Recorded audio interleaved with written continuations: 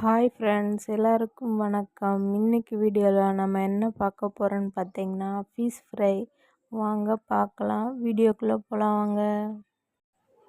ஒரு பாத்திரத்தை எடுத்து அதில் கழுவி வச்ச மீன் எடுத்து போட்டுக்கிட்டேன்.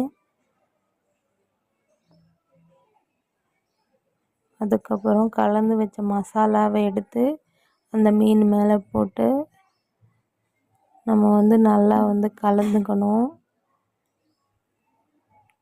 கலந்து கொஞ்ச நேரம் ஒரு மணி நேரம் பக்கம் அப்படியே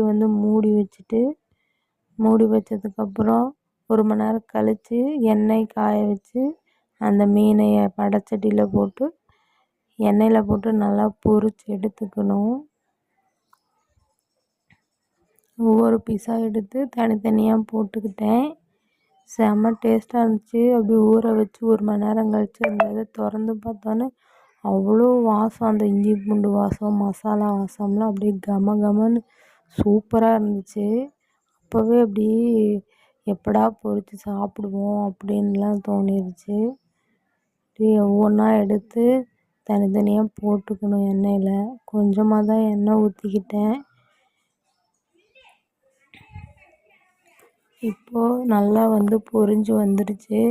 ஒரு கரண்டியை வச்சு அதை எடுத்து தனியாக ஒரு பிளேட்டில் போட்டுக்கிட்டேன்.